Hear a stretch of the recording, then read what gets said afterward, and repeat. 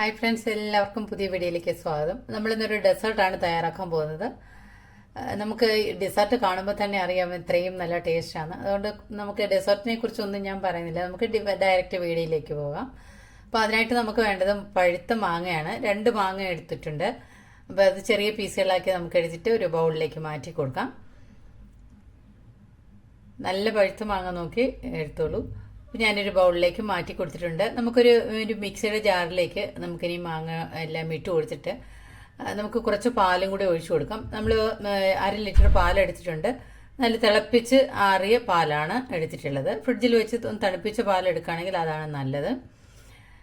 എന്നിട്ട് നമുക്കത് മധുരത്തിന് ആവശ്യമായിട്ട് കണ്ടൻസ് മിൽക്കോ ഷുഗറോ ഒന്നും ആഡ് ചെയ്ത് കൊടുത്തിട്ടില്ല. നല്ല മധുരമുള്ള മാങ്ങയാണ്.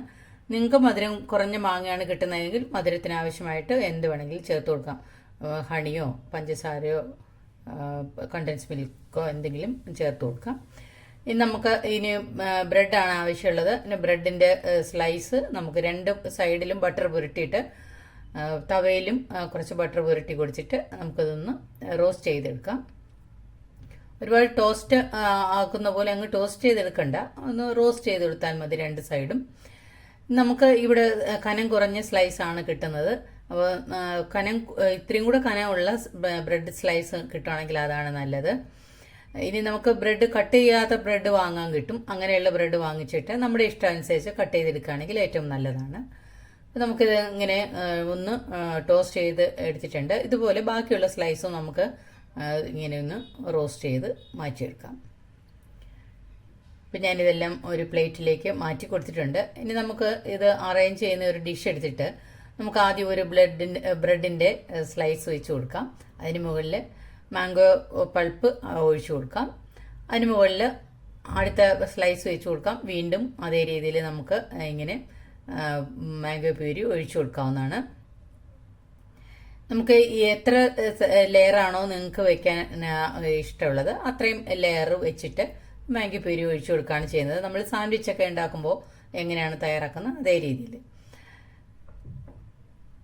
ഇപ്പം അതിൻ്റെ ടോപ്പിലും ഞാനിപ്പോൾ മാംഗോ പ്യൂരി ഒഴിച്ചു കൊടുത്തിട്ടുണ്ട്. ഇനി ഇതിന് മുകളിലായിട്ട് നമുക്ക് കുറച്ച് കട്ട് ചെയ്ത് മാംഗോ പീസസ് ഇട്ട് കൊടുക്കാം. ഇനി ഗാർണിഷ് ചെയ്യുന്നതിന് വേണ്ടിയിട്ട് ഡ്രൈ ഫ്രൂട്ട്സ് ഇട്ട് കൊടുക്കാം. ഡ്രൈ ഫ്രൂട്ട്സ് ഞാനിപ്പോൾ ബദാമും പിസ്തയുമാണ് ഇട്ട് കൊടുത്തിരിക്കുന്നത്. നിങ്ങൾക്ക് ഏത് ഡ്രൈ ഫ്രൂട്ട്സ് ആണോ ഇഷ്ടമുള്ളത് അത് ഇട്ട് കൊടുക്കാം. അപ്പോൾ ഒരു 3-4 എണ്ണത്തിൻ്റെ ആവശ്യമുള്ളൂ. 2-3 ബദാം എടുത്തിട്ട് ഒന്ന് സ്ലൈസ് ചെയ്ത് ഇട്ട് കൊടുത്തിട്ടുള്ളൂ. ഇനി കുറച്ച് മാംഗോ പ്യൂരിയും ഒഴിച്ചു കൊടുത്തിട്ടുണ്ട്. അപ്പോൾ ഇത്രയേ ഉള്ളൂ. വളരെ ടേസ്റ്റി ആയിട്ടുള്ള നമ്മുടെ ഡെസേർട്ട് ഇവിടെ റെഡി ആയിട്ടുണ്ട്.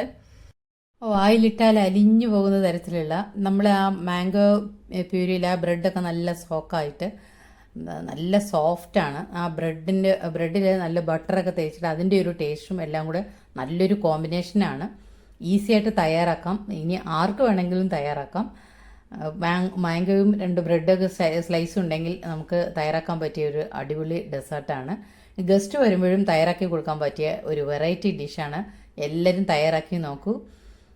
എല്ലാവർക്കും ഇഷ്ടപ്പെടും. കുട്ടികൾക്കൊക്കെ വളരെ ഇഷ്ടപ്പെടും. പാത്രം കാലിയാകുന്ന വഴി അറിയത്തില്ല. അപ്പോൾ ഇത്രയേ ഉള്ളൂ. നമ്മുടെ ചാനൽ ഇതുവരെ സബ്സ്ക്രൈബ് ചെയ്ത് കാണുന്നവരാരെങ്കിലും ഉണ്ടെങ്കിൽ ഒന്ന് സബ്സ്ക്രൈബ് ചെയ്ത് സപ്പോർട്ട് ചെയ്യാനും കൂട്ടുകാർക്കും ഫ്രണ്ട്സിനും റിലേറ്റീവ്സിനും ഒക്കെ നയിച്ചു കൊടുക്കാനും മറന്നു പോകരുത്. അടുത്തൊരു നല്ലൊരു ഡിഷായിട്ട് ഞാൻ വീണ്ടും വരും. നമ്മുടെ ചാനൽ ഇതുവരെ ലൈക്ക് ചെയ്യാത്തവരും കൂടെ ഒന്ന് ലൈക്ക് ചെയ്തേക്കണേ. അപ്പോൾ ഇത്രയേ ഉള്ളൂ. അടുത്ത വീഡിയോ ആയിട്ട് കാണുന്നവരെ എല്ലാവർക്കും താങ്ക് യു.